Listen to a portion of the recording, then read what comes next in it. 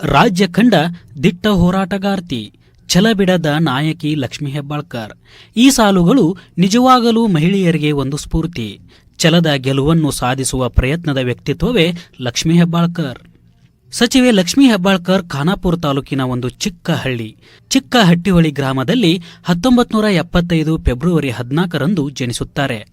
ಜೀವನದ ಏರುಪೇರುಗಳನ್ನು ನೋಡಿ ಸಮಾಜವೇ ನನ್ನ ಪರಿವಾರ ಎಂದು ಸಮಾಜಮುಖಿಯಾಗಿ ಕಾರ್ಯನಿರ್ವಹಿಸುತ್ತಾ ಬಂದಿರುವ ಲಕ್ಷ್ಮೀ ಹೆಬ್ಬಾಳ್ಕರ್ ಕಾಂಗ್ರೆಸ್ ಪಕ್ಷದ ಬ್ಲಾಕ್ ಮಟ್ಟದಿಂದ ರಾಜ್ಯದ ಮಹಿಳಾ ಘಟಕದ ರಾಜ್ಯಾಧ್ಯಕ್ಷರಾಗಿ ಆಯ್ಕೆಯಾಗಿ ಯಶಸ್ವಿಯಾಗಿ ಕಾರ್ಯನಿರ್ವಹಿಸಿ ಪಕ್ಷ ಮತ್ತು ಪಕ್ಷದ ಸಿದ್ಧಾಂತಗಳನ್ನು ಮನೆ ಮನೆಗೆ ತಲುಪಿಸಿದ ಯಶಸ್ವಿ ನಾಯಕಿಯಾಗಿದ್ದಾರೆ. ಬೆಳಗಾವಿ ರಾಜಕಾರಣ ಸುಲಭದ ರಾಜಕಾರಣವಲ್ಲ.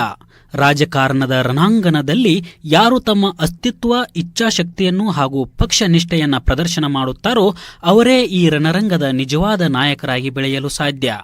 ಇದಕ್ಕೆ ಉದಾಹರಣೆಯಾಗಿ ಲಕ್ಷ್ಮೀ ಹೆಬ್ಬಾಳ್ಕರ್ ಅವರು ನಿಲ್ಲುತ್ತಾರೆ.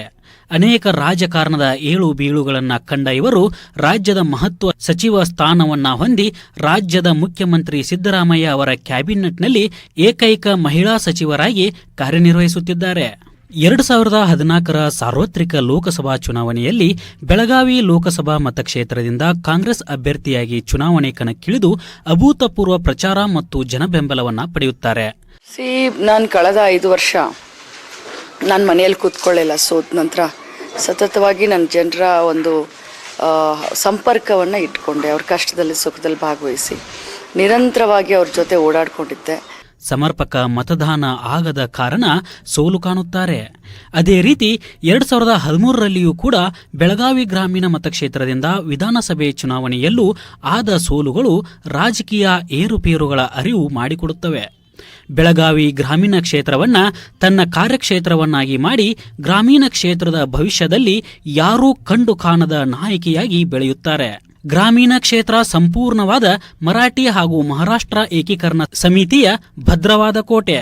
ಈಗಲೂ ಕೂಡ ಮರಾಠಿ ಭಾಷೆ ಮತ್ತು ಗಡಿ ವಿಷಯದ ಕುರಿತಾಗಿ ಬಂದಾಗ ಇಲ್ಲಿ ಮತದಾರರು ಮರಾಠಿ ವಿಷಯಾಧಾರಿತವಾಗಿ ತಮ್ಮ ಮತದಾನ ಮಾಡುವುದು ವಾಡಿಕೆ. ಅದರಲ್ಲಿಯೂ 2 ಬಾರಿ ಭಾರತೀಯ ಜನತಾ ಪಕ್ಷ ಈ ಕ್ಷೇತ್ರವನ್ನ ತಮ್ಮ ತೆಕ್ಕೆಗೆ ತೆಗೆದುಕೊಂಡಿತ್ತು.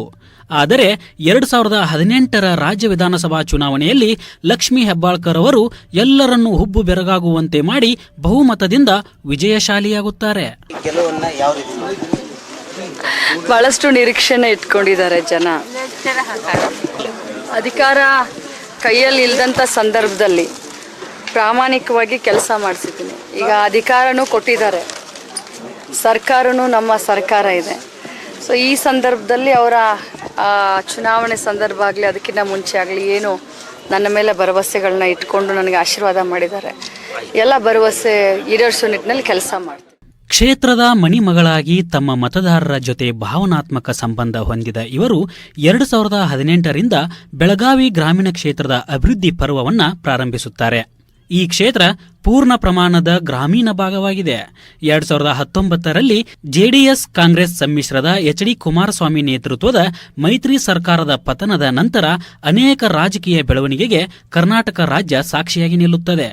ಬಿಜೆಪಿಯ ಮುಖ್ಯಮಂತ್ರಿಯಾಗಿ ಬಸವರಾಜ ಬೊಮ್ಮಾಯಿ ಅವರು ಅಧಿಕಾರ ವಹಿಸಿಕೊಂಡ ನಂತರ ಲಕ್ಷ್ಮೀ ಹೆಬ್ಬಾಳ್ಕರ್ ಅವರು ವಿರೋಧ ಪಕ್ಷದಲ್ಲಿ ಇದ್ದರೂ ಕೂಡ ಆಡಳಿತ ಪಕ್ಷದಿಂದ ತಮ್ಮ ಕ್ಷೇತ್ರಕ್ಕೆ ಅಭಿವೃದ್ಧಿಗಾಗಿ ಅನುದಾನಗಳ ಹೊಳೆಯನ್ನೇ ತೆಗೆದುಕೊಂಡು ಬರುತ್ತಾರೆ.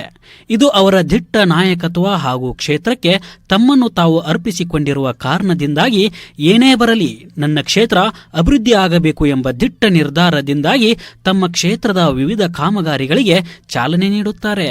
ರಸ್ತೆಗಳ ಕಾಮಗಾರಿ, ಮೂಲಭೂತ ಸೌಕರ್ಯಗಳು, ಗ್ರಾಮ ಪಂಚಾಯಿತಿಗಳ ನೂತನ ಕಟ್ಟಡಗಳು, ದೇವಸ್ಥಾನಗಳ ಜೀರ್ಣೋದ್ಧಾರ ಹಾಗೂ ಶಾಲೆಗಳ ಮೇಲ್ದರ್ಜೆ ಹೀಗೆ ಸಾಲು ಸಾಲು ಅನೇಕ ಅಭಿವೃದ್ಧಿಪರ ಕಾಮಗಾರಿಗಳ ಕುರಿತು ಕಾರ್ಯಕ್ರಮಗಳನ್ನು ಕೈಗೆತ್ತಿಕೊಳ್ಳುತ್ತಾರೆ.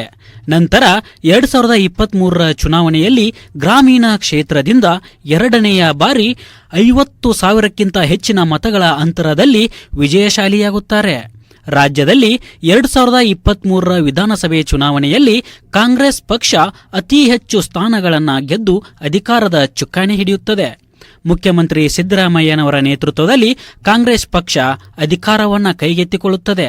ರಾಜ್ಯದ ಏಕೈಕ ಕ್ಯಾಬಿನೆಟ್ ಮಹಿಳಾ ಸಚಿವೆಯಾಗಿ ಪ್ರಮಾಣ ವಚನವನ್ನು ಸ್ವೀಕರಿಸುತ್ತಾರೆ ಲಕ್ಷ್ಮೀ ಹೆಬ್ಬಾಳ್ಕರ್. ಬಸವಣ್ಣ, ಛತ್ರಪತಿ ಶಿವಾಜಿ, ಅಂಬೇಡ್ಕರ್ ಹಾಗೂ ತಮ್ಮ ತಾಯಿಯ ಹೆಸರಿನ ಮೇಲೆ ಪ್ರಮಾಣ ವಚನ ಸ್ವೀಕರಿಸಿ ಅಧಿಕಾರವನ್ನ ಸ್ವೀಕರಿಸುತ್ತಾರೆ.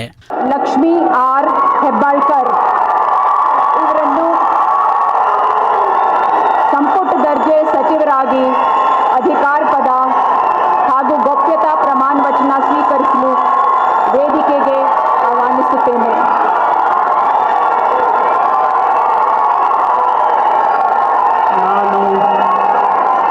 ಲಕ್ಷ್ಮೀ ಆರ್ ಹೆಬ್ಬಾಳ್ಕರ್ ಎಂಬ ಹೆಸರಿನ ನಾನು ಕಾನೂನಿಕ ಮೂಲಕ ಸ್ಥಾಪಿತವಾದ ಭಾರತದ ಸಂವಿಧಾನದ ವಿಷಯದಲ್ಲಿ ನಿಜವಾದ ಶ್ರದ್ಧೆ ಮತ್ತು ನಿಷ್ಠೆಯನ್ನು ಹೊಂದಿರುತ್ತೇನೆಂದು, ನಾನು ಭಾರತದ ಸಾರ್ವಭೌಮತ್ವವನ್ನು ಮತ್ತು ಅಖಂಡತೆಯನ್ನು ಎತ್ತಿ ಹಿಡಿಯುತ್ತೇನೆಂದು ಮತ್ತು ಕರ್ನಾಟಕ ರಾಜ್ಯದ ಮಂತ್ರಿಯಾಗಿ ನನ್ನ ಕರ್ತವ್ಯವನ್ನು ಶ್ರದ್ಧಾಪೂರ್ವಕವಾಗಿ ಮತ್ತು ಅಂತಃಕರಣಪೂರ್ವಕವಾಗಿ ನಿರ್ವಹಿಸುತ್ತೇನೆಂದು ಭಯ ಅಥವಾ ಪಕ್ಷಪಾತವಿಲ್ಲದೆ ರಾಗದ್ವೇಷವಿಲ್ಲದೆ ಎಲ್ಲ ಬಗೆಯ ಜನರಿಗೆ ಸಂವಿಧಾನಕ್ಕೆ ಮತ್ತು ಕಾನೂನಿಗೆ ಅನುಸಾರವಾಗಿ ನ್ಯಾಯವಾದುದನ್ನೇ ಮಾಡುತ್ತೇನೆಂದು ಜಗಜ್ಯೋತಿ ಬಸವೇಶ್ವರ ಛತ್ರಪತಿ ಶಿವಾಜಿ ಮಹಾರಾಜ ಡಾಕ್ಟರ್ ಬಾಬಾ ಸಾಹೇಬ್ ಅಂಬೇಡ್ಕರ್ ಅವರ ಮೇಲೆ ಪ್ರಮಾಣ ಮಾಡುತ್ತೇನೆ, ಶ್ರದ್ಧಾಪೂರ್ವಕವಾಗಿ ದೃಢೀಕರಣ ಮಾಡುತ್ತೇನೆ.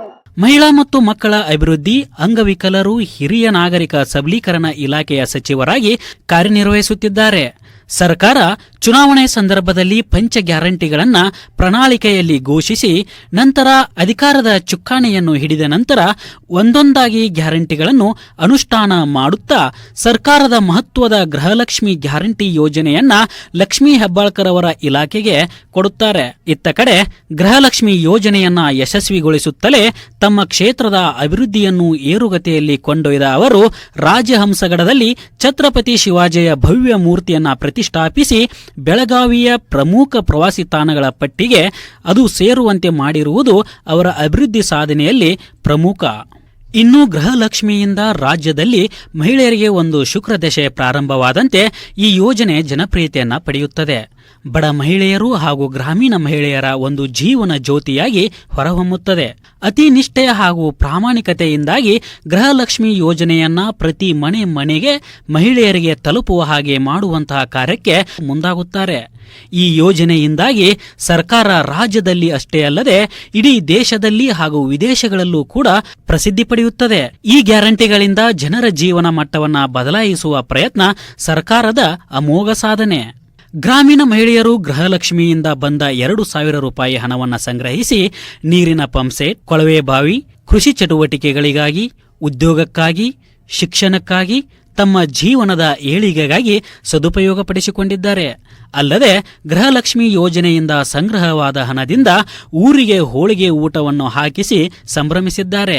ರಾಜ್ಯದ ಗೃಹಲಕ್ಷ್ಮಿ ಎಂದು ಈ ಯೋಜನೆಯ ಹೆಸರಾಗಿದ್ದರೂ ಕೂಡ ಲಕ್ಷ್ಮೀ ಹೆಬ್ಬಾಳ್ಕರ್ ಅವರ ಹೆಸರು ಈ ಯೋಜನೆಗೆ ಕಾಕತಾಳೀಯ ಎಂಬಂತೆ ಅಂಟಿಕೊಂಡಿದೆ. ನಾಡಿನ ಜನತೆ ಭಾಗ್ಯಲಕ್ಷ್ಮಿ, ಗೃಹಲಕ್ಷ್ಮಿ, ಲಕ್ಷ್ಮೀ ಅಕ್ಕ ಹೆಬ್ಬಾಳ್ಕರ್ ಎಂದು ಕರೆಯುವ ಭಾಗ್ಯ ಇದಾಗಿದೆ.